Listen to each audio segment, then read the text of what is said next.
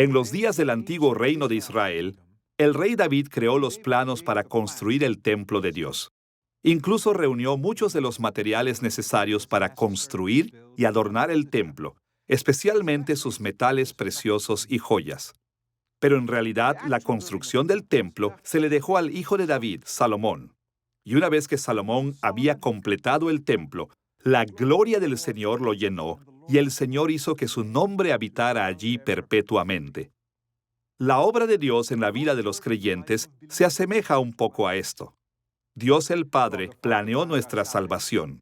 Su Hijo, el Señor Jesús, realizó la obra necesaria para salvarnos, y el Espíritu Santo nos llena y habita en nosotros, asegurando que los planes del Padre y la obra del Hijo se manifiesten en nuestras vidas para siempre. De hecho, en la primera carta de Pablo a las iglesias en Corinto, el apóstol comparó directamente a los creyentes con el templo específicamente porque el Espíritu Santo vive dentro de nosotros. Esta es nuestra cuarta lección en la serie Creemos en el Espíritu Santo. Hemos titulado esta lección En el creyente, porque estaremos observando la obra del Espíritu Santo de aplicar la salvación a los creyentes individuales. La salvación es una obra totalmente trinitaria. En términos simples, el Padre planeó nuestra salvación. Él es el juez cuya ira tuvo que ser aplacada por el sacrificio de Cristo por nosotros. Y Él es el que nos concede la salvación por gracia, por medio de la fe y en Cristo. El Hijo es el que se encarnó como Jesús, y Él realizó nuestra salvación por medio de su vida perfecta, la muerte expiatoria, y la resurrección victoriosa y la ascensión. Pero es principalmente el Espíritu Santo quien aplica los diversos elementos de la salvación a las vidas de los creyentes. En la teología sistemática, la obra del Espíritu Santo de aplicar la salvación a los creyentes es generalmente tratada como parte de la soteriología, que es la doctrina de la salvación. La soteriología es tratada a menudo en dos partes principales, comúnmente conocidas por sus títulos latinos. Por un lado, Historia Salutis, o la historia de la salvación, son los eventos salvíficos de Dios y las acciones que logran la salvación para su pueblo. Como hemos visto en lecciones anteriores, el Espíritu Santo siempre ha jugado un papel importante en la Historia Salutis, a través de sus muchas obras de providencia. Por otro lado, Ordo Salutis, que significa el orden de la salvación. Es el orden lógico y cronológico en el cual el Espíritu Santo aplica los diversos aspectos de la salvación a los creyentes individuales. Dado que esta lección se centra en la obra del Espíritu Santo al aplicar la salvación a los creyentes, trataremos principalmente aspectos del Ordo Salutis. Veremos la obra del Espíritu Santo en el creyente, bajo dos encabezados principales. Primero, exploraremos su aplicación inicial de salvación durante nuestra conversión, cuando somos salvos por primera vez. Y segundo, explicaremos su aplicación continua de la salvación en nuestra vida cristiana. Veamos primero la obra del Espíritu durante la conversión. La palabra conversión se refiere al cambio de una cosa a otra. En algunas tradiciones cristianas, la conversión es un evento bien definido que ocurre cuando una persona llega a la fe salvadora. Pero en esta lección usaremos el término de manera más general para referirnos a las etapas iniciales de la salvación, independientemente de cómo las experimente una persona. Cada historia de conversión es un poco diferente, así que no nos atrevemos a poner a todo el mundo en una categoría y decir que debe ser de esta manera. Pero pase lo que pase, es la obra del Espíritu Santo la que nos atrae, nos corteja, nos convence del pecado y nos hace ver nuestra necesidad de salvación y posteriormente nos da la verdadera fe, la cual consiste en confiar en Jesús y que eso es lo que necesitamos para ser salvos. Consideraremos 4 aspectos de la obra del Espíritu Santo en el momento de la conversión. Primero, abordaremos su obra de regeneración en nuestro espíritu. En segundo lugar, nos centraremos en la convicción que nos da del pecado. Tercero, hablaremos de la obra de justificación del Espíritu que resulta en perdón y justicia. Y cuarto, mencionaremos los aspectos iniciales de su poder de santificación en nuestras vidas. Comencemos con la obra regeneradora del Espíritu Santo. La palabra regeneración significa recreación o renacimiento. En la teología formal es el acontecimiento en el cual un ser humano pasa de un estado de muerte espiritual a un estado de vida espiritual. Todas las personas entran al mundo en un estado de muerte espiritual y permanecemos espiritualmente muertos a menos y hasta que el Espíritu Santo nos regenere. Nosotros heredamos nuestra muerte espiritual de Adán, el primer ser humano, cuando pecó en el jardín del Edén. Dios maldijo a toda la humanidad, tanto a la muerte física como a la espiritual. En este momento, Adán y Eva se volvieron espiritualmente corruptos, y esta corrupción espiritual es la esencia de la muerte espiritual. En Romanos capítulo 7, versículos 14 al 25, Pablo se refirió a esto como nuestra naturaleza pecaminosa. Lo describió diciendo que el pecado vive dentro de nuestros propios cuerpos e incluso toma el control de nuestras mentes. Además, la muerte espiritual afecta a todos los descendientes naturalmente concebidos de Adán y Eva, como Pablo indicó en Romanos capítulo 5, versículos 12 al 19. Adán fue nuestro representante ante Dios. Por lo tanto, todos participamos en su culpa y en sus consecuencias de la muerte física y espiritual. Pasajes como Juan capítulo 3, versículos 5 al 7, Romanos capítulo 8, versículo 10 y Colosenses capítulo 2, versículo 13, confirman que cada ser humano viene a este mundo espiritualmente muerto. Solo Jesús evitó esta maldición, como leemos en Hebreos capítulo 4, versículo 15 y capítulo 7, versículo 26. Ahora, incluso cuando estamos espiritualmente muertos, nuestras almas aún animan nuestros cuerpos y seguimos pensando, sintiendo, soñando, haciendo elecciones y relacionándonos con el mundo. Pero como resultado de nuestra corrupción y muerte espiritual, los seres humanos son moralmente incapaces de agradar a Dios. No tenemos capacidad para agradarle o merecer sus bendiciones. No lo amamos, no tenemos fe en Él. Todo lo que hacemos fluye de nuestros corazones y motivos pecaminosos. Justamente merecemos su ira y necesitamos desesperadamente la salvación. El tercer y cuarto punto principal de la doctrina de los cánones de Dort, producidos en 1619, resumen el problema de la muerte espiritual de esta manera. Por consiguiente, todos los hombres son concebidos en pecado, y al nacer como hijos de ira, incapaces de algún bien saludable o salvífico, e inclinados al mal, muertos en pecados y esclavos del pecado, y no quieren ni pueden volver a Dios, ni corregir su naturaleza corrompida, ni por ellos mismos mejorar la misma, sin la gracia del Espíritu Santo, que es quien regenera.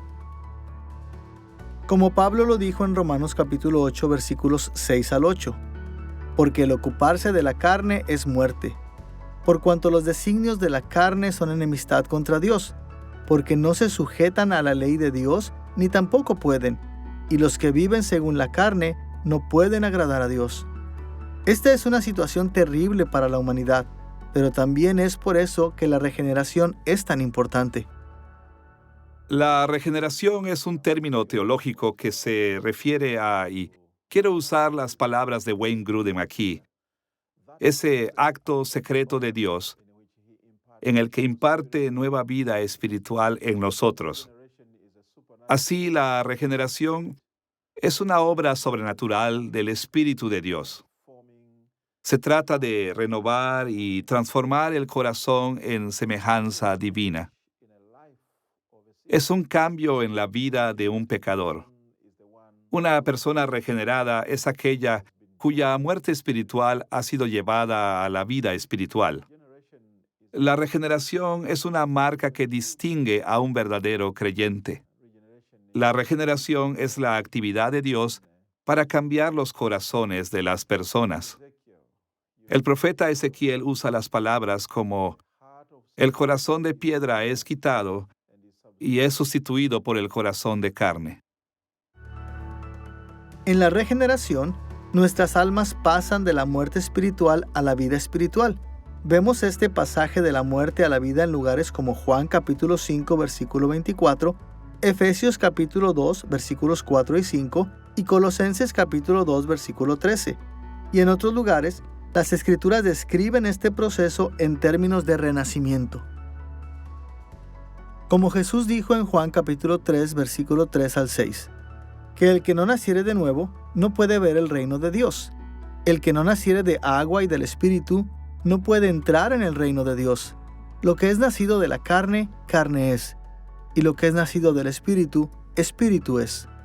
El adverbio griego anothen, traducido de nuevo en la frase nacido de nuevo, también puede traducirse de arriba, y en este caso, ambos significados son verdaderos. Recibimos un segundo nacimiento, el nacimiento de nuestro espíritu, de arriba, es decir, del Espíritu Santo. Por supuesto, todos los seres humanos tenemos espíritus que animan nuestros cuerpos, pero solo los creyentes tienen vida espiritual, porque solo los creyentes han sido regenerados por el Espíritu Santo. Escuchemos lo que Pablo dijo en Tito capítulo 3, versículo 5.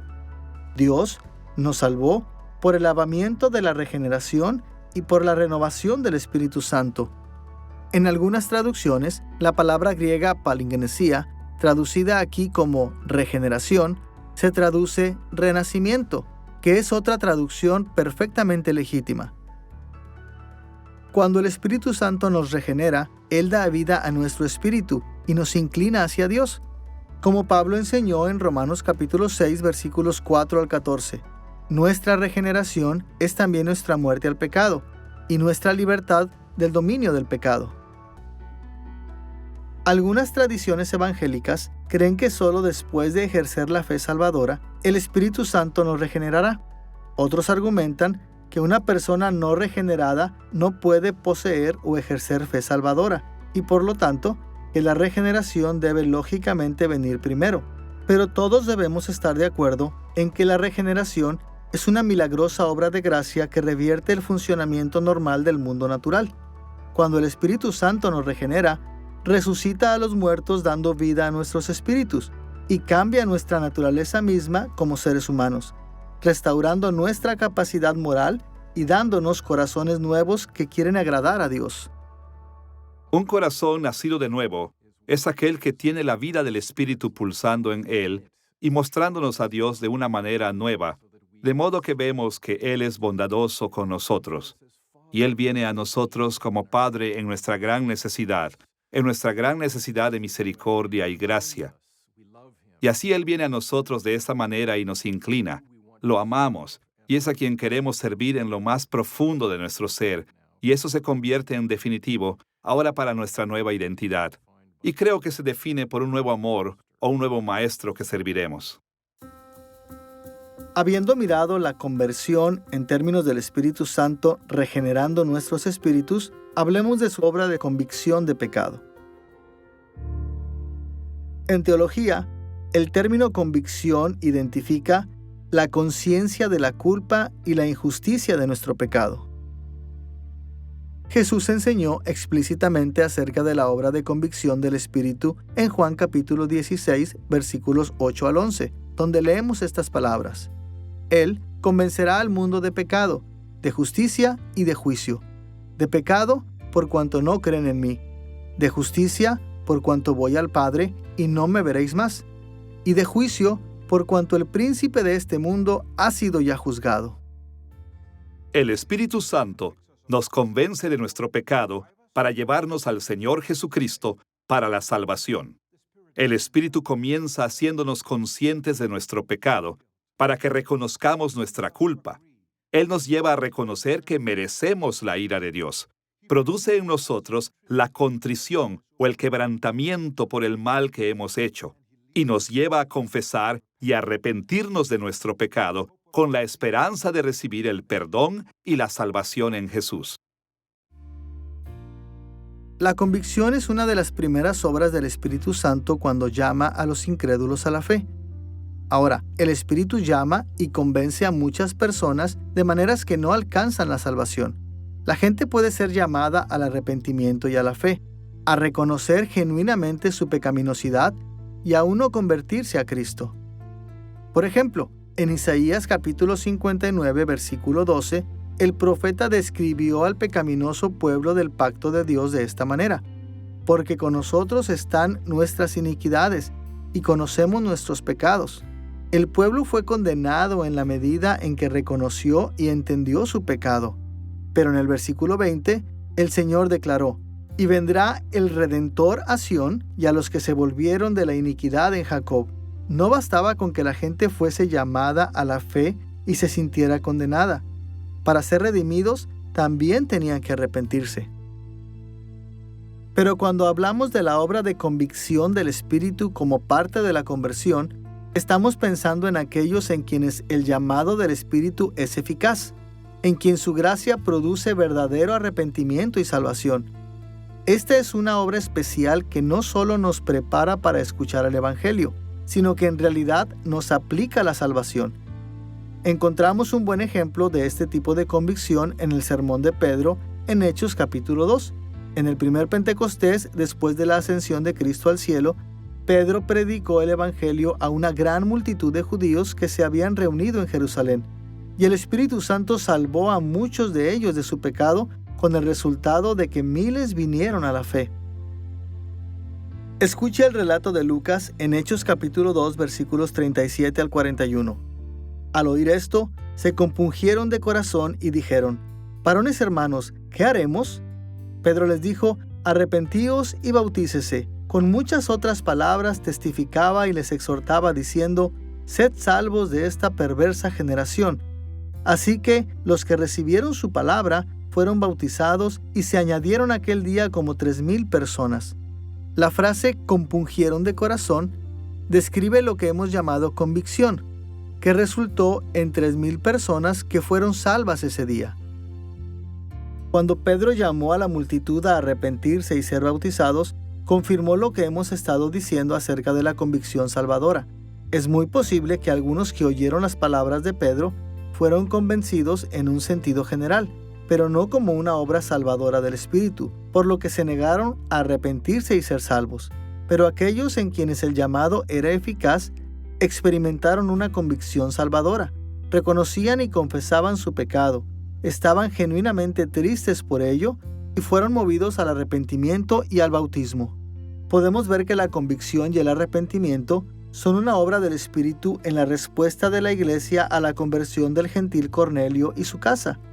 Antes de la conversión de Cornelio, la iglesia consistía enteramente de judíos. Así, en Hechos capítulo 10, versículos 44 y 45, los creyentes judíos se sorprendieron cuando el Espíritu Santo fue derramado sobre Cornelio y su casa, pero cuando oyeron la noticia de Cornelio y de su casa, alabaron a Dios por la salvación de los gentiles. Escuchemos lo que la iglesia dijo en Hechos capítulo 11, versículo 18. De manera que también a los gentiles ha dado Dios arrepentimiento para vida. Al citar estas palabras favorablemente, Lucas reconoció que la iglesia tenía razón. La convicción y el arrepentimiento son parte del don del Espíritu Santo.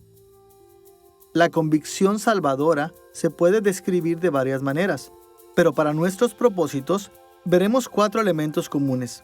Primero, la obra de la convicción del Espíritu Santo nos hace conscientes de la preponderancia de nuestro pecado. Los seres humanos caídos e incluso los seres humanos redimidos no solo pecan de vez en cuando, pecamos todo el tiempo. Pensamos en pensamientos pecaminosos, decimos palabras pecaminosas, hacemos cosas pecaminosas. Como leemos en Eclesiastés capítulo 7, versículo 20, ciertamente no hay hombre justo en la tierra que haga el bien y nunca peque. Y como el apóstol Juan dijo en 1 de Juan capítulo 1, versículo 8, si decimos que no tenemos pecado, nos engañamos a nosotros mismos y la verdad no está en nosotros. Encontramos ideas similares en Génesis capítulo 8, versículo 21, Romanos capítulo 3, versículo 23, Santiago capítulo 3, versículo 2 y muchos otros lugares. Pero aún no es solo que todos pecamos, es que todos pecamos mucho. En el Salmo 40, versículo 12, David escribió que sus pecados eran más que los cabellos de su cabeza, y él era un hombre conforme al corazón de Dios. Así, los pecados de los incrédulos son aún más numerosos. Debido a esto, parte de la obra salvadora de la convicción del Espíritu Santo es hacernos conscientes de lo pecaminoso que realmente somos. Él nos muestra cuán mal y con qué frecuencia pecamos. Es fascinante que ya en Génesis capítulo 6, versículo 5, se nos dice que la misma imaginación de los pensamientos de nuestros corazones, y el corazón siendo el núcleo de la personalidad, es solo el mal continuamente. Eso significa, de hecho, que los humanos son controlados por un deseo egoísta de realización, logro, la posesión, y que deforma todo lo que hacemos. No puedes entender el comportamiento humano si asumes que los humanos son naturalmente buenos. De hecho, al mirar la historia de la raza humana, hay que decir, no somos naturalmente buenos, somos naturalmente, malvadamente egocéntricos. Un segundo aspecto común de la convicción salvadora del Espíritu es que nos hace sensibles a la repugnancia del pecado. Cuando el Espíritu Santo nos convence de pecado, Él nos muestra que nuestro pecado no es solo un descuido de algún tipo o un error técnico. Es repugnante, detestable, nauseabundo. Es una asquerosa corrupción que pudre nuestros cuerpos y nuestras almas. Es tan terrible que requirió la muerte del único Hijo de Dios para salvarnos de ella. Hablando del pecado de Israel, en Isaías capítulo 64, versículo 6, el profeta Isaías dijo que el pueblo se había vuelto inmundo. Incluso las obras que creían que eran justas no eran más que trapos sucios, y como resultado de su pecado, la gente se va desgastando. Y la reprensión de Jesús de los escribas y fariseos era similar. En Mateo capítulo 23, versículo 27, los comparó con tumbas blanqueadas, llenas de cadáveres y suciedad. En Romanos capítulo 7, Pablo ayudó a explicar cómo la repugnancia del pecado puede trabajar hacia nuestro arrepentimiento y salvación. En el contexto de este capítulo, enseñó que la ley santa, justa y pura de Dios incita al pecado en los incrédulos, pero lo hace de tal manera que el Espíritu Santo puede usarlo para revelar lo repugnante que es realmente el pecado. En Romanos capítulo 7, versículo 13, Pablo explica, sino que el pecado, para mostrarse pecado, produjo en mí la muerte por medio de lo que es bueno, a fin de que por el mandamiento el pecado llegase a ser sobremanera pecaminoso. Aquí Pablo dijo que lo que es bueno y el mandamiento, ambos, refiriéndose a la ley, revelaron la pecaminosidad del pecado. En muchos sentidos, los seres humanos no regenerados se sienten cómodos con el pecado. Tendemos a vernos a nosotros mismos como principalmente buenos y minimizamos nuestras deficiencias y fracasos morales. Y hay muchas razones para esto. El pecado es familiar, así que estamos contentos con él. El pecado justifica lo malo que hacemos, por lo que nos hace sentir mejor acerca de nosotros mismos. El pecado ofrece satisfacer nuestros deseos, por lo que es atractivo. Pero la razón principal por la que aceptamos el pecado es que nosotros mismos somos pecadores. Y lejos de odiarnos a nosotros mismos, tendemos a usarnos a nosotros mismos como el estándar por el cual juzgamos al resto del mundo. No vemos las cosas como Dios lo hace, y no estamos de acuerdo con su moralidad. Por lo tanto, parte del papel del Espíritu Santo es conseguir que los seres humanos caídos vean lo que Dios ve. En la conversión, el Espíritu abre nuestros ojos para que veamos el pecado de la manera en que Dios lo hace, como una corrupción horrible de lo verdadero, lo bello y lo bueno. Un tercer aspecto de la obra salvadora de la convicción del Espíritu Santo es que nos hace conscientes de lo ofensivo del pecado hacia Dios. Bajo la convincente obra de salvación del Espíritu Santo, los pecadores llegan a comprender que su pecado ofende el carácter santo de Dios, viola su santa ley y merece su ira. Escuchemos solo algunos ejemplos de esto en las Escrituras.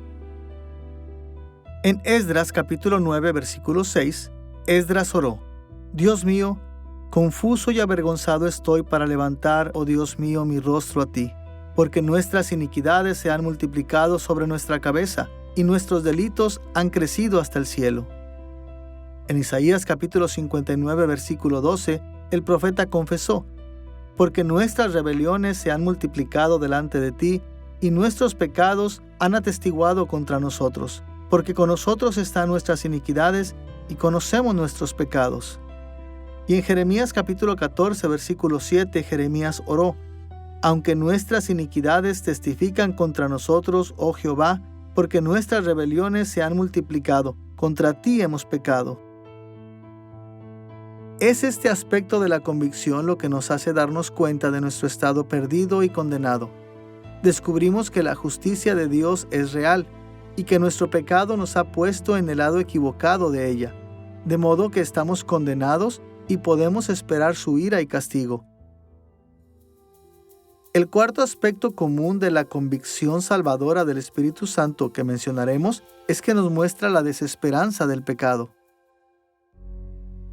El pecado nos pone en una posición de desesperanza porque nos hace incapaces de agradar a Dios o de ganar sus bendiciones. Debido a la corrupción del pecado, no podemos hacer nada para agradar a Dios, y mucho menos para salvarnos a nosotros mismos. Por eso Pablo nos llamó débiles en Romanos capítulo 5, versículo 6.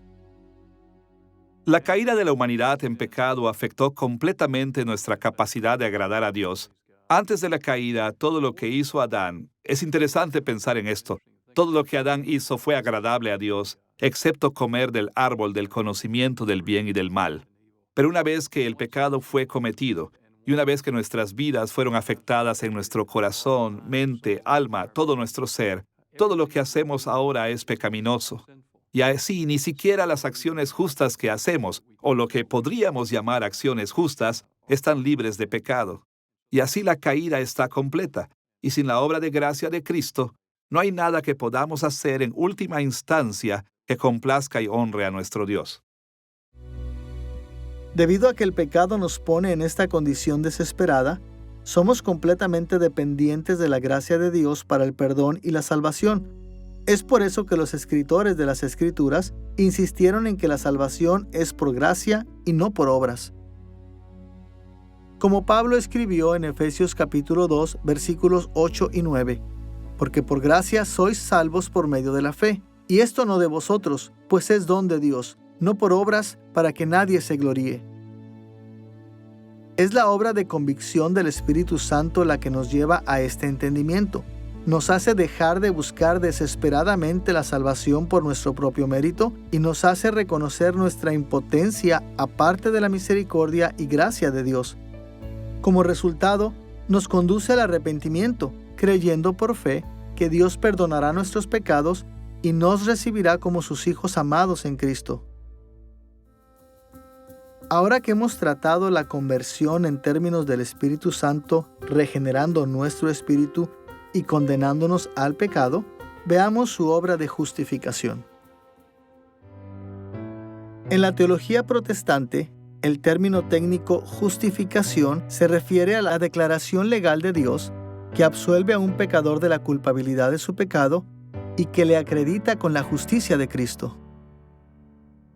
El término justificación, el verbo relacionado justificar y también las palabras justo y rectitud provienen de una familia de palabras relacionadas con el verbo griego dikaiō. A lo largo del Nuevo Testamento, estas palabras se refieren regularmente al acto de Dios de perdonar a los pecadores y declararlos justos ante sus ojos. Lo vemos en Romanos capítulo 3, versículo 30, capítulo 4, versículo 5, capítulo 5, versículos 1 y 9, Primera de Corintios capítulo 6, versículo 11, Gálatas capítulo 3, versículos 8 y 11 y muchos otros lugares. Además, el Nuevo Testamento enseña constantemente que los pecadores son justificados o declarados justos por medio de la fe, sobre la base del sacrificio expiatorio de Cristo por nosotros. Como un solo ejemplo, en Romanos capítulo 3, versículos 22 al 24, Pablo escribió: la justicia de Dios, por medio de la fe en Jesucristo, para todos los que creen en Él, siendo justificados gratuitamente por su gracia, mediante la redención que es en Cristo Jesús. En la teología sistemática, generalmente pensamos en la justificación en términos de la obra de Cristo. Después de todo, es su muerte expiatoria la que proporciona la base legal para nuestro perdón. Y es su resurrección la que proporciona la posición de justicia y la nueva vida que compartimos después de que somos perdonados. Pero el Espíritu Santo también juega un papel importante en nuestra justificación. La obra de Cristo fue histórica, una sola vez y para siempre, pero los pecadores han necesitado justificación a lo largo de la historia, antes, durante y después del tiempo de Cristo, y es el Espíritu Santo quien resuelve este problema, aplicando los beneficios justificativos de la obra de Cristo a los creyentes en cada período de tiempo. Escuchamos lo que Pablo dijo en 1 Corintios capítulo 6, versículo 11. Ya habéis sido justificados en el nombre del Señor Jesús y por el Espíritu de nuestro Dios. Pablo afirmó que estamos justificados en el nombre de Jesús, lo que significa que somos declarados justos sobre la base de su autoridad y su obra salvadora. Pero también dijo que somos justificados en o por el Espíritu, porque Él es el que nos aplica la justificación.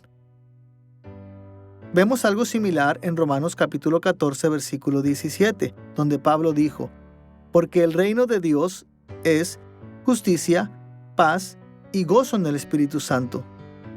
Nuestra justicia o justificación está basada en la expiación de Cristo en nuestro favor, pero la experimentamos en el Espíritu Santo porque el Espíritu es la persona divina que la aplica a nosotros.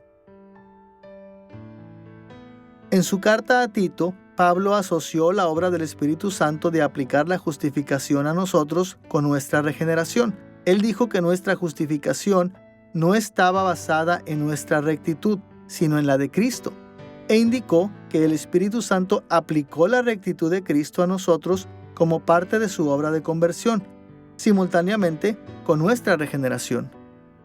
Vemos esta idea en Tito capítulo 3, versículos 5 al 7, donde Pablo escribió: Dios nos salvó no por nuestras propias obras de justicia, sino por su misericordia.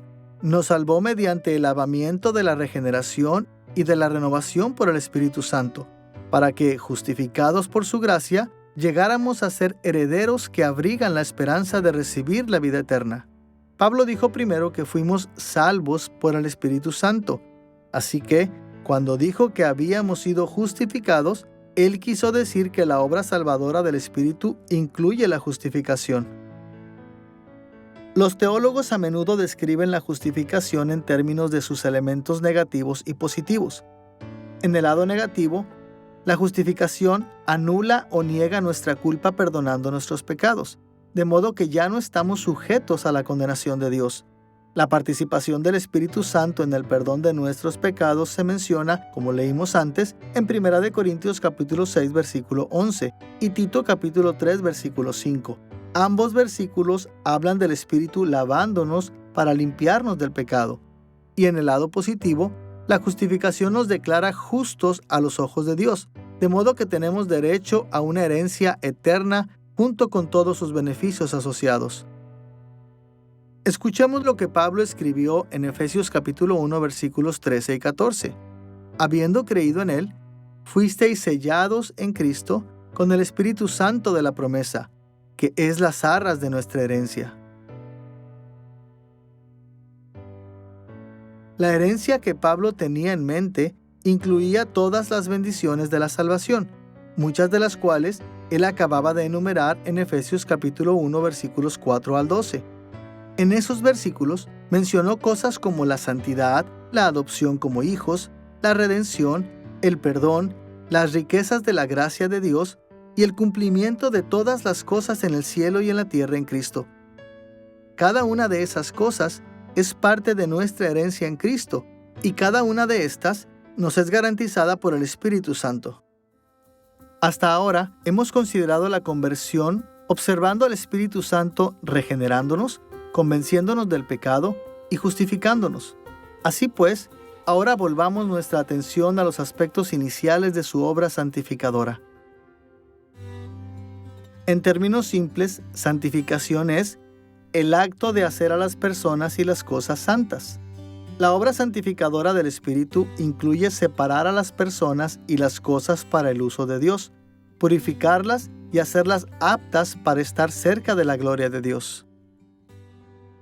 Cuando la Biblia describe a Dios como santo, en realidad va detrás de un concepto que significa principalmente que Dios es distinto y separado. Por lo tanto, la santidad de Dios está enfatizando el hecho de que Dios es divino y que todos los atributos y características que asociamos con Dios son distintos de los seres humanos, las criaturas que ha hecho.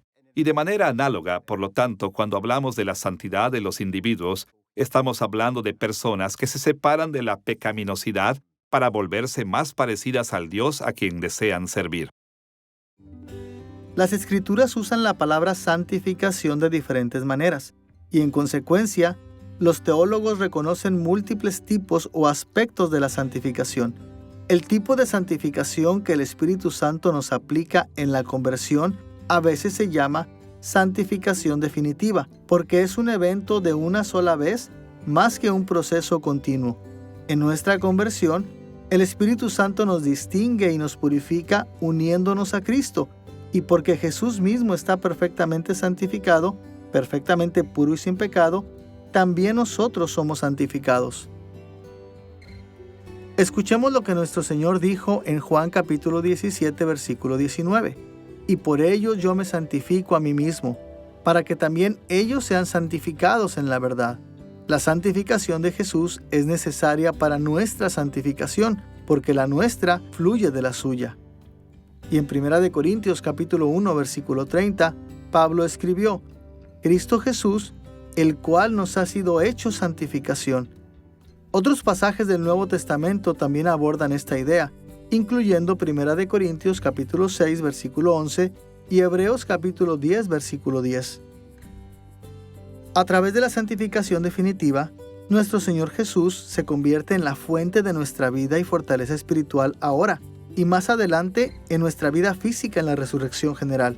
Podemos ver esto de muchas maneras en las Escrituras. Por ejemplo, en Juan capítulo 15, versículos 1 al 5, Jesús se comparó a sí mismo con una vid y a los creyentes a las ramas de la vid. Y su punto es que nuestra unión espiritual hace que su vida fluya a través de nosotros. En 1 Corintios capítulo 6, versículos 15 al 17, Pablo dijo que nuestros cuerpos son miembros del mismo Cristo y que también somos uno con Él en espíritu. Y encontramos ideas similares en la metáfora del cuerpo humano que Pablo usó en lugares como Efesios capítulo 4, versículos 15 y 16, donde dijo que Cristo es la cabeza y los creyentes son su cuerpo. Estos aspectos orgánicos de la santificación cambian lo que hacemos, cómo pensamos y sentimos, lo que queremos y lo que amamos. Ellos nos imparten nueva vida, nuevas libertades y nuevas habilidades. Por ejemplo, nos liberan de la tiranía del pecado, permitiéndonos resistir el pecado que siempre vence a los incrédulos. En Romanos capítulos 6 al 8, Pablo habló ampliamente sobre la nueva vida que recibimos cuando llegamos a la fe. Dijo que morimos al pecado y al dominio del pecado, y como resultado, ganamos las habilidades para resistir el pecado y obedecer a Dios. Escuchemos cómo describió este cambio en Romanos capítulo 7, versículos 5 y 6. Porque mientras estábamos en la carne, las pasiones pecaminosas que eran por la ley obraban en nuestros miembros llevando fruto para muerte. Pero ahora, por haber muerto para aquella en que estábamos sujetos, sirvamos bajo el régimen nuevo del Espíritu. Y en Romanos capítulo 8, versículo 9, él agregó: Mas vosotros no vivís según la carne, sino según el Espíritu, si es que el Espíritu de Dios mora en vosotros. En la santificación definitiva, el Espíritu Santo nos rehace de maneras que el pecado no puede vencer, de modo que somos libres para volvernos más y más como Cristo. Todos conocemos a mucha gente que podría beneficiarse de un nuevo comienzo. A veces hemos manejado mal una relación o hemos cometido errores graves en un trabajo. O podríamos haber tenido problemas con la ley. Bueno, algo similar es verdad para los incrédulos en su relación con Dios. Cuando entramos en este mundo, ya estamos corrompidos por el pecado y condenados por Dios. Pero la conversión nos da un nuevo comienzo. Es un tiempo extraordinario cuando el Espíritu Santo nos da nueva vida, nuevo quebrantamiento sobre nuestro pecado, una nueva posición delante de Dios y un nuevo corazón para obedecerle alegremente. Y es la obligación de cada creyente estar agradecidos por este nuevo comienzo y vivir de maneras que sean consistentes con la nueva vida y el llamado que nos han dado. Habiendo explorado la obra del Espíritu Santo en nuestra conversión, volvamos a su papel continuo a lo largo de nuestra vida cristiana individual. Como acabamos de ver, hay varios aspectos de la obra del Espíritu Santo en los creyentes que Él solo hace cuando somos salvos por primera vez, y estos nunca necesitan ser repetidos. Solo necesita regenerar nuestros espíritus una vez. Aunque constantemente condena a los creyentes del pecado, solo durante nuestra conversión hace esto de una manera que nos impulsa a recibir a Cristo como nuestro Salvador. Solo nos aplica la justificación una vez. Y después de haber sido justificados, nunca perdemos nuestro estatus de justificado. Y lo mismo puede decirse de nuestra nueva vida en la santificación definitiva. Pero muchos otros aspectos de la obra del Espíritu continúan a lo largo de nuestras vidas como creyentes. En esta lección, mencionaremos 4 aspectos de nuestra salvación en curso o vida cristiana que dependen del Espíritu Santo. Primero, mencionaremos la morada del Espíritu en nosotros. En segundo lugar, hablaremos de los aspectos continuos de su obra de santificación. Tercero, veremos que Él trabaja intercediendo en nuestro favor. Y cuarto, nos enfocaremos en cómo nos preserva para asegurar nuestra salvación final. Veamos primero su presencia morando en nosotros. Cuando hablamos de la morada del Espíritu Santo en nosotros, el término morada se puede definir como su presencia especial dentro de y en unión espiritual con los creyentes. Como Dios, el Espíritu Santo es omnipresente. Él existe en todas partes a lo largo de la creación al mismo tiempo, pero no manifiesta su presencia de la misma manera en todos los lugares y tiempos. Y su morada en los creyentes es una de las formas más personales, íntimas y poderosas en las que manifiesta su presencia. Uno de los hechos más sorprendentes sobre la salvación es que Dios mismo vive dentro de nosotros. Una vez que el Espíritu nos santifica en nuestra conversión, nos convertimos en valiosos recipientes para su presencia. Y porque nos ama tanto, y porque está decidido a influir en nuestros corazones y mentes para lo mejor, vive dentro de nosotros y nunca nos abandona. Cuando el Espíritu Santo nos regenera, no solo repara nuestro espíritu y luego nos deja a nuestros propios esfuerzos, más bien, Él reside dentro de nosotros. Vemos esto en lugares como 1 Corintios capítulo 6, versículo 19, 2 Timoteo capítulo 1, versículo 14 y Santiago capítulo 4, versículo 5. Y es su presencia moradora que en realidad da vida a nuestro espíritu. Escuchemos lo que Pablo dijo en Romanos capítulo 8, versículos 9 al 11. Y si alguno no tiene el Espíritu de Cristo, no es de él. Pero si Cristo está en vosotros, el cuerpo en verdad está muerto a causa del pecado, mas el Espíritu vive a causa de la justicia. Y si el Espíritu de aquel que levantó de los muertos a Jesús mora en vosotros, el que levantó de los muertos a Cristo Jesús vivificará también vuestros cuerpos mortales por su Espíritu que mora en vosotros. Aquí Pablo indicó que Cristo habita en nosotros por medio de su Espíritu Santo, y es la presencia moradora del Espíritu la cual nos da vida espiritual ahora y la resurrección física en el futuro. Las Escrituras también hablan de un ministerio del Espíritu Santo que está estrechamente relacionado con su morada, lo que el Nuevo Testamento llama la llenura del Espíritu Santo. Diferentes ramas de la Iglesia entienden la llenura del Espíritu Santo de diferentes maneras, pero todos estamos de acuerdo en al menos 2 cosas. Primero, el Espíritu Santo siempre mora en los verdaderos creyentes.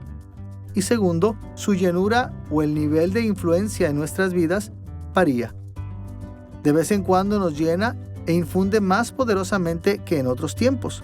Esta es la razón por la cual las Escrituras nunca nos mandan estar habitados por el Espíritu de Dios, pero sí nos mandan a ser llenos del Espíritu Santo. Como el apóstol Pablo lo puso en Efesios capítulo 5, versículo 18. No os embriaguéis con vino, en lo cual hay disolución. Antes bien, sed llenos del Espíritu. Cuando el Espíritu Santo nos llena, ejerce una influencia grande y a veces arrolladora sobre nosotros. Nuestros corazones rebosan de alegría, agradecimiento y amor por los hermanos cristianos. O como Pablo lo puso en Gálatas capítulo 5, versículos 22 y 23, vemos el fruto del Espíritu en gran medida. A través del llenado y la presencia del Espíritu Santo, los creyentes están facultados para realizar las obras que Dios aprueba, tal como Pablo enseñó en Romanos capítulo 8, versículos 5 al 9. También somos capaces de adorar correctamente, acercándonos a Dios en sumisión genuina y apelando a Él seria y honestamente.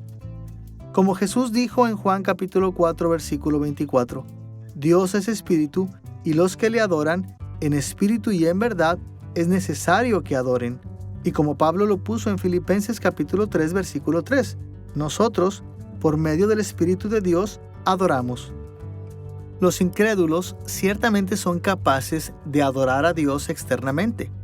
Pueden hacer oraciones, traer ofrendas, cantar, predicar y enseñar, pero ellos no pueden hacer estas cosas en forma que Dios considera aceptables. Su hipocresía, pecado y muerte espiritual impiden que su adoración le agrade. Pero con el Espíritu que mora en ellos, los creyentes pueden acercarse a Él por medio de la guía interna que viene del Espíritu, y de manera que reconocen y honran debidamente a las personas, obras y atributos de Dios.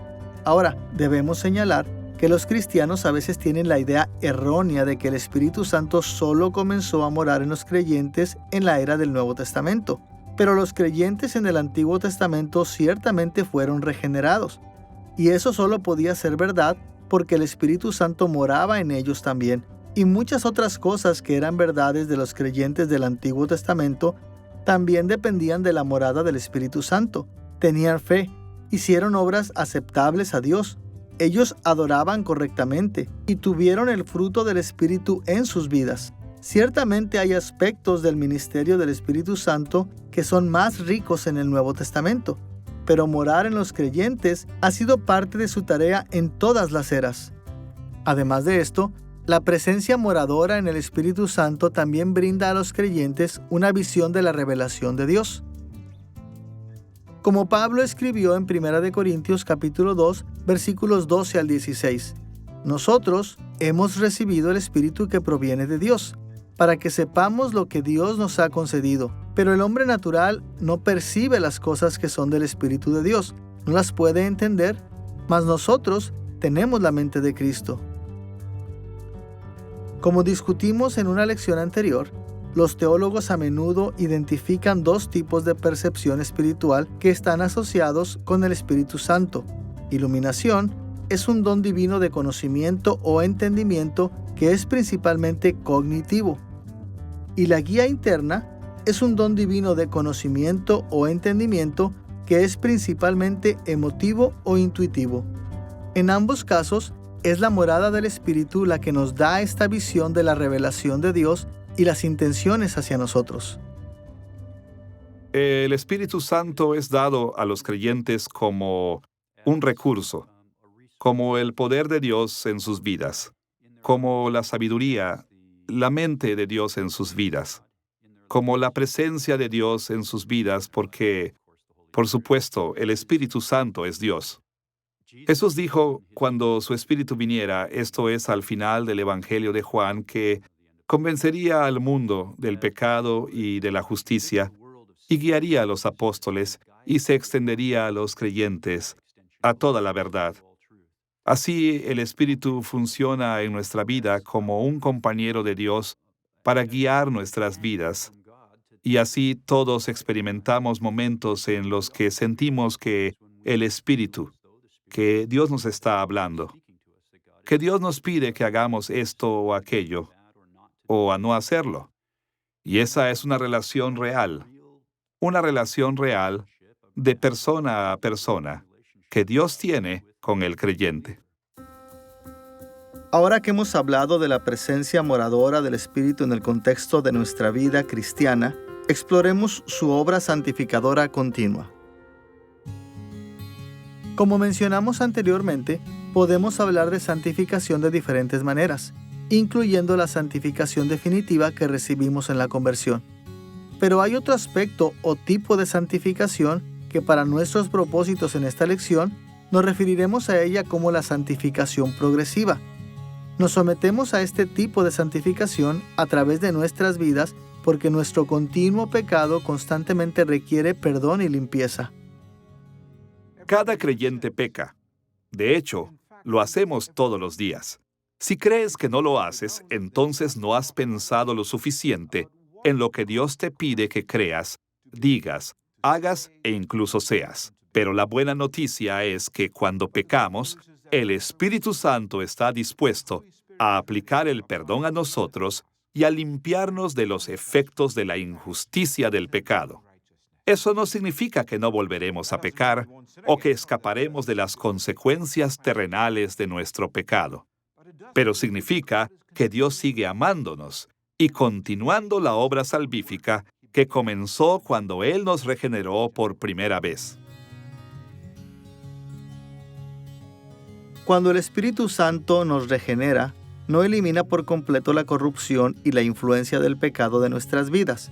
Como Pablo explicó en Romanos capítulo 7, versículos 14 al 25, el pecado que vive en nosotros todavía lucha con el Espíritu Santo que mora en nosotros.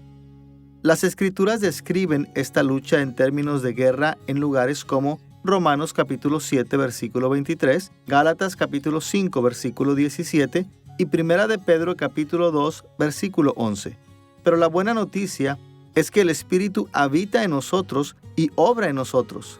Por lo tanto, aunque seguimos tropezando debido a la influencia del pecado, también hacemos buenas obras debido a la influencia del Espíritu, como Pablo lo puso en Filipenses capítulo 2, versículo 13.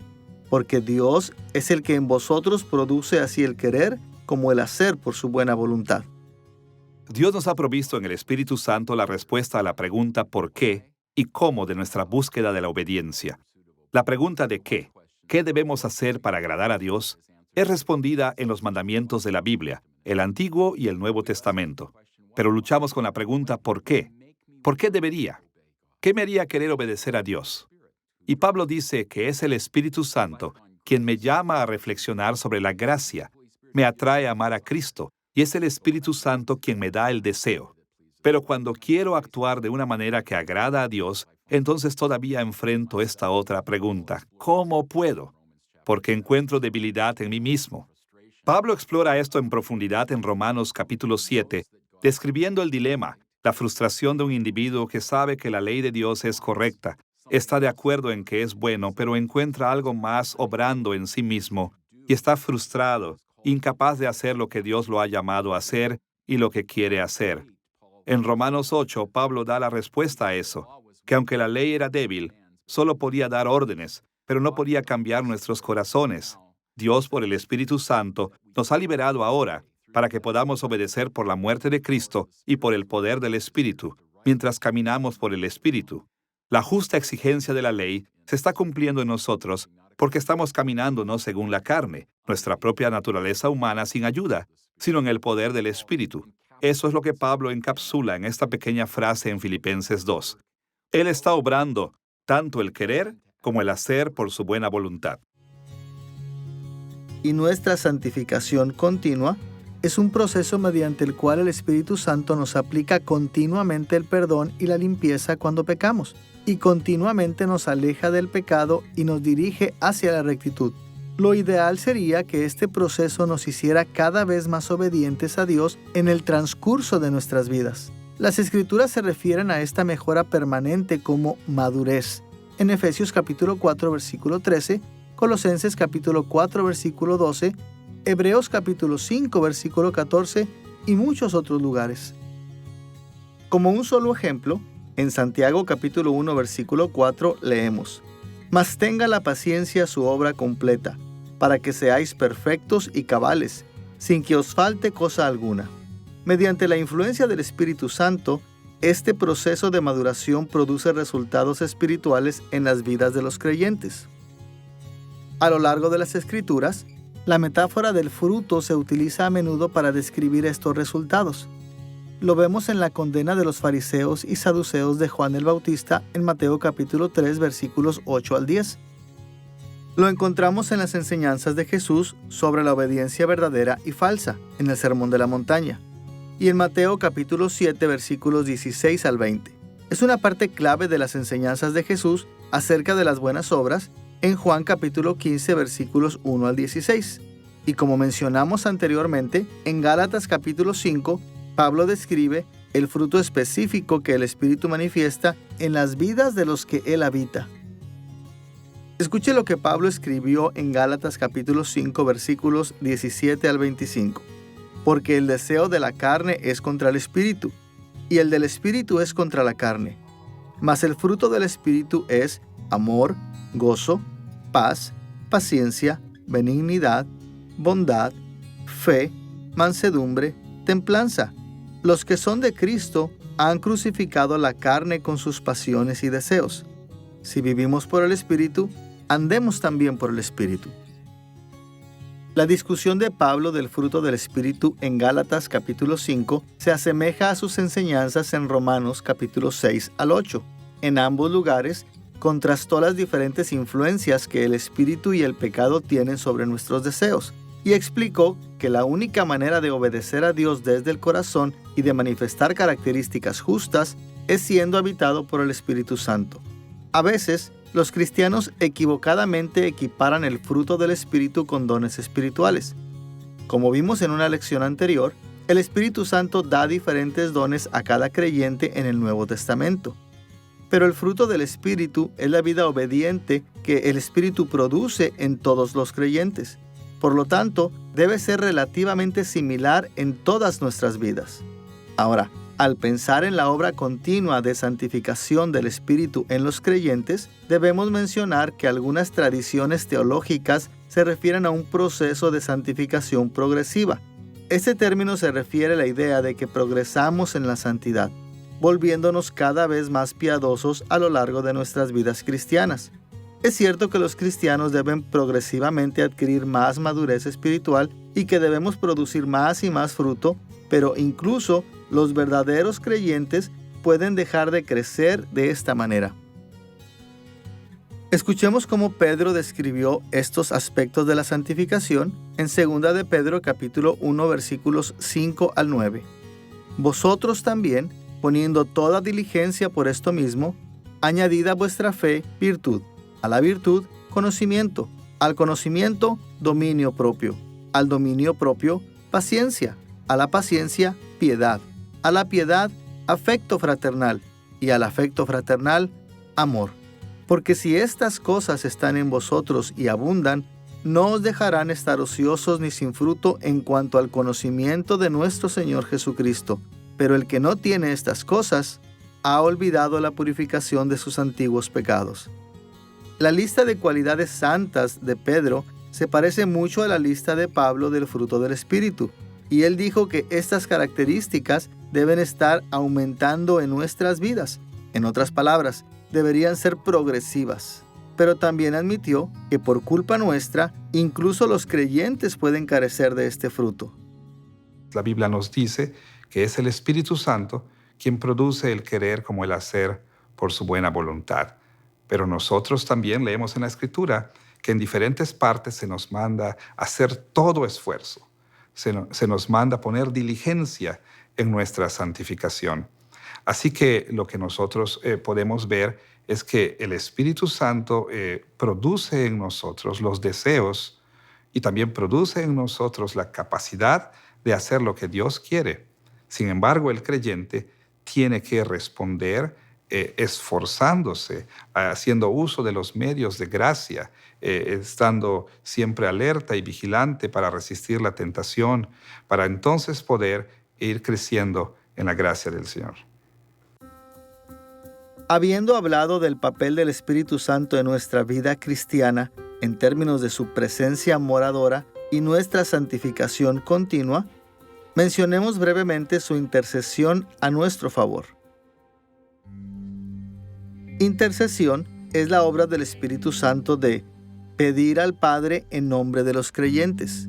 Es similar a lo que hacen los seres humanos cuando defendemos a alguien que está siendo amenazado o dañado, o cuando pedimos a alguien que ofrezca ayuda a otro, o cuando oramos por la sanidad, el perdón o la bendición de alguien. Escuchemos la descripción de Pablo de la intercesión del Espíritu en Romanos capítulo 8, versículos 26 y 27. El Espíritu nos ayuda en nuestra debilidad, pues ¿qué hemos de pedir como conviene? No lo sabemos. Pero el Espíritu mismo intercede por nosotros con gemidos indecibles. Mas el que escudriña los corazones sabe cuál es la intención del Espíritu, porque conforme a la voluntad de Dios intercede por los santos. A veces, cuando las Escrituras hablan de que Dios conoce nuestros corazones, llevan una amenaza de juicio. Vemos esto en lugares como Jeremías capítulo 4, versículo 14, Primera de Corintios capítulo 4, versículo 5 y Hebreos capítulo 4, versículo 12. Pero en el caso de los creyentes, Cristo ha quitado nuestra condenación. Por lo tanto, cuando el Espíritu examina nuestros corazones, siempre es para nuestro beneficio. Ve las necesidades que no podemos expresar y las expresa por nosotros. Él ve el pecado que ni siquiera reconocemos y pide perdón en nuestro lugar. Él ora por nosotros, precisamente de la manera en que debemos orar, pero no lo hacemos. Y esta intercesión es siempre exitosa. ¿Por qué? Porque como dijo Pablo, el Espíritu siempre intercede de acuerdo con la voluntad de Dios. Y a eso podríamos añadir que el Padre siempre honra las oraciones del Espíritu, porque el Espíritu es Dios mismo. Ahora, eso no significa que nuestras vidas estén libres de pecado, dolor y dificultad. Después de todo, el Espíritu sabe por qué el Padre planeó estas cosas para nuestras vidas, y Él no intercedería para deshacer ese plan. Pero el Espíritu también sabe, así como Pablo explicó unas pocas líneas más adelante en Romanos capítulo 8, versículos 28 al 30, que Dios está usando todas las cosas malas en nuestras vidas para nuestro bien. Él las está usando para completar nuestra santificación y para llevarnos a una maravillosa y eterna herencia en Cristo. La oración es algo notable, ¿no? Dios Todopoderoso, el Creador del universo, el perfecto y santo, nos escucha e incluso nos responde interviniendo en nuestras vidas. Y no lo hace porque tiene que hacerlo, sino porque lo quiere. Le encanta escuchar nuestra alabanza y gratitud. Él nos perdona generosamente cuando confesamos nuestros pecados y responde a nuestras peticiones con preocupación y sabiduría. Pero cada creyente tiene momentos en que nuestros corazones y nuestras cabezas están tan llenos que simplemente no podemos expresarnos bien en la oración. Cada creyente tiene momentos en que nuestros corazones y nuestras cabezas son tan tercos que simplemente nos negamos a orar como debemos. Y cada creyente tiene tiempos en que nuestra ignorancia de nuestro Dios incomprensible y de sus formas inescrutables nos impide acercarnos a Él como Él se merece. Entonces, ¿no es reconfortante saber que, si estamos en lo mejor o en lo peor, el Espíritu Santo ora por nosotros? Hasta ahora, hemos explorado la vida cristiana mirando la presencia moradora del Espíritu Santo, su obra de santificación y su intercesión por nosotros. Ahora, volvamos nuestra atención a su trabajo de preservar a los creyentes para su salvación final.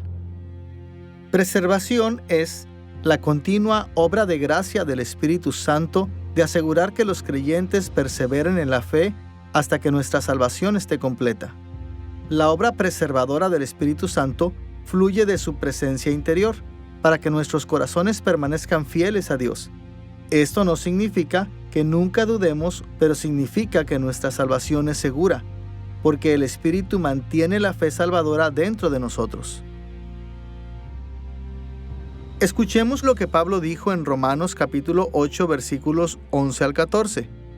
Y si el Espíritu de aquel que levantó de los muertos a Jesús mora en vosotros, el que levantó de los muertos a Cristo Jesús, vivificará también vuestros cuerpos mortales por su Espíritu que mora en vosotros.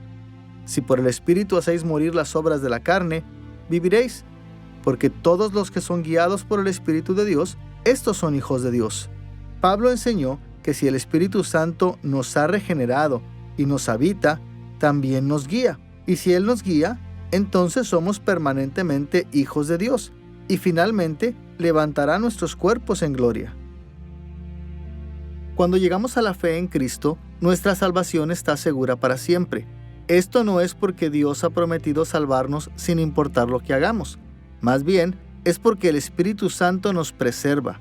Él se asegura de que los verdaderos creyentes permanezcan activamente en la fe y nunca abandonen finalmente y completamente a Cristo. Como Pablo escribió en Filipenses capítulo 1, versículo 6, el que comenzó en vosotros la buena obra, la perfeccionará hasta el día de Jesucristo. Sabemos que el Espíritu comenzó nuestra salvación durante nuestra conversión, así que tenemos seguridad de que continuará aplicándonos la salvación hasta nuestra glorificación al regreso de Jesús. Encontramos esta misma idea en lugares como Gálatas capítulo 3, versículos 1 al 5, Primera de Tesalonicenses capítulo 5, versículos 23 y 24, y Primera de Pedro capítulo 1, versículos 3 al 5. Una de las grandes verdades de nuestra salvación es lo que llamamos la perseverancia de los santos, aunque a Spurgeon le gustaba referirse a ella como la perseverancia del Salvador, y que el Salvador perseveró en nuestro favor, y porque estamos en Él, estamos seguros en Él. Y no estoy en desacuerdo con eso en absoluto. Sin embargo, hay un lado subjetivo de la perseverancia en el cual el Espíritu de Dios entra y usa lo que los puritanos solían llamar medios prácticos para asegurar que perseveramos en términos de nuestra experiencia. Entonces, ¿cómo lo hace? Bueno, lo hace de esta forma cariñosa, suave, tranquila, siempre, sin embargo, usando la palabra para guiarnos. Y es por eso que hablamos en la tradición de la Reforma de la palabra y el Espíritu. La palabra y el Espíritu. La palabra y el Espíritu trabajando siempre en una armonía hermosa para llevarnos a la meta final que Dios tiene para nuestra salvación. Otra forma muy común en que las Escrituras hablan de la obra preservadora del Espíritu Santo es a través del lenguaje de un sello legal. En el mundo antiguo, un sello era a menudo un anillo o un dispositivo que podía ser presionado en barro húmedo o cera, o incluso en metal, con el fin de dejar una impresión física. Esta impresión funcionaba de manera muy parecida a una firma, de modo que autenticaba y autorizaba el documento u objeto al que se aplicaba. Por ejemplo, Mateo capítulo 27, versículo 66, menciona que cuando Jesús fue enterrado, los romanos pusieron un sello en la piedra para que supieran si alguien había alterado el cuerpo de Jesús en su tumba. En el caso del Espíritu Santo, Él funciona como el sello de propiedad de Dios, demostrando que aquellos que poseen el Espíritu realmente pertenecen a Dios, y nadie puede quitarlos de Dios. En cierto modo, esto se asemeja a las prácticas de la servidumbre antigua. Por ejemplo, Éxodo capítulo 21, versículo 6, describe la práctica de perforar el oído de un siervo para marcarlo como siervo de por vida. De manera similar, el Espíritu Santo sella a los creyentes con la propiedad de Dios. Pablo lo puso de esta manera en 2 de Corintios capítulo 1, versículo 22. Dios nos selló como propiedad suya y puso su Espíritu en nuestro corazón como garantía de sus promesas. Cuando Dios nos sella con el Espíritu Santo, no solo nos marca como su posesión, también garantiza que la salvación que hemos comenzado a experimentar llegará a nosotros en toda su plenitud. Y a diferencia de los sellos y marcas en el servicio antiguo, el sello de Dios no solo nos marca como siervos, también nos marca como sus hijos y herederos.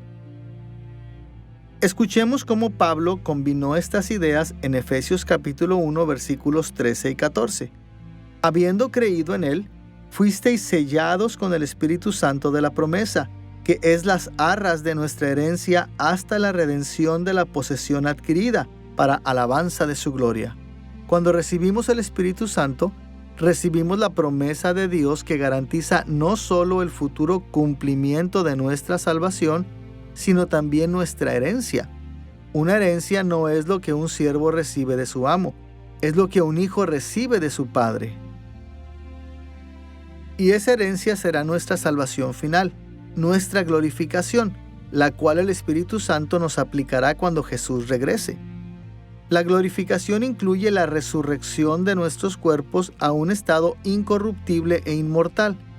Como hemos visto, Pablo habló de esto en Romanos capítulo 8, versículos 11 al 14, pero él entró en aún más detalle en 1 Corintios capítulo 15. Por ejemplo, en los versículos 37 al 44, comparó nuestros cuerpos existentes con semillas.